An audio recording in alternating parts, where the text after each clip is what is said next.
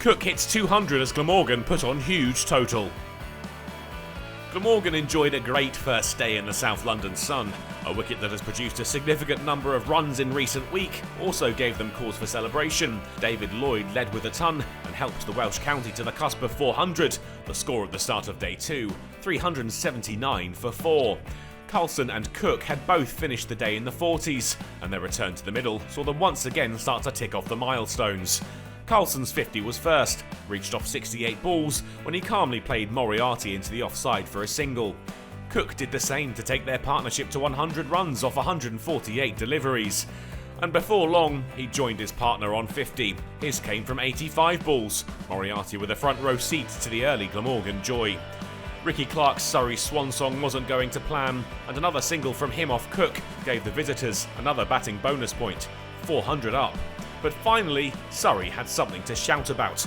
Carlson out-caught by Moriarty off the bowling of Will Jacks, his knock at an end on 69.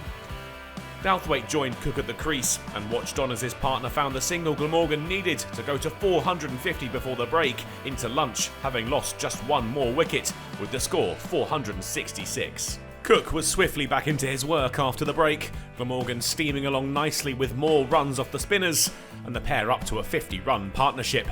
He pumped Verdi through the offside for his 9th boundary to reach 100 runs, another ton for Glamorgan to savour. They were now cruising towards 500. A 6 slapped over the ropes from Cooke took them to the cusp of the mark, which came in the next over with a bit of invention to Verdi. He couldn't be stopped, Patel driven through the covers to take the 6th wicket stand to 100 runs, 69 of which had been scored by the skipper. Douthwaite too was having a bit of fun, back-to-back boundaries from Patel helping him take his side towards 550. Another attempted one only got him 2, but that was sufficient to reach another big landmark total.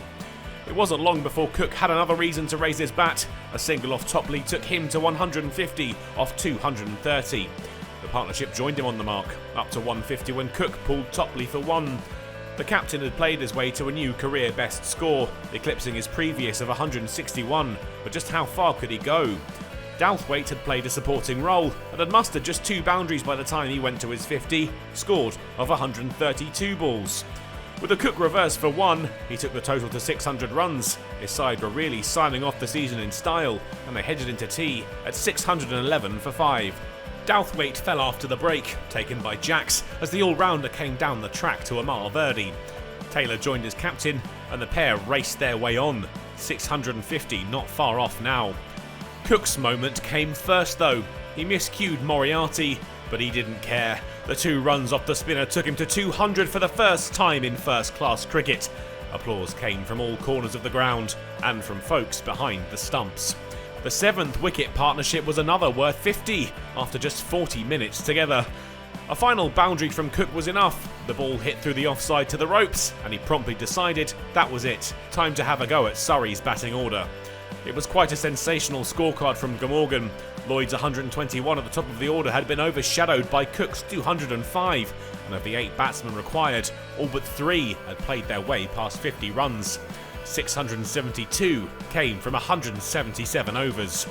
Smith and Patel got the innings up and running before the close and found the wicket just as kind to them as it had been to Glamorgan. They scored almost exclusively in boundaries. Both men found joy, and the visiting bowlers were now getting a taste of what Surrey had had to suffer for almost 2 days.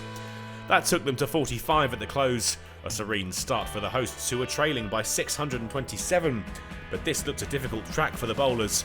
Very little assistance on offer, and at the halfway point, the draw looks the most likely outcome.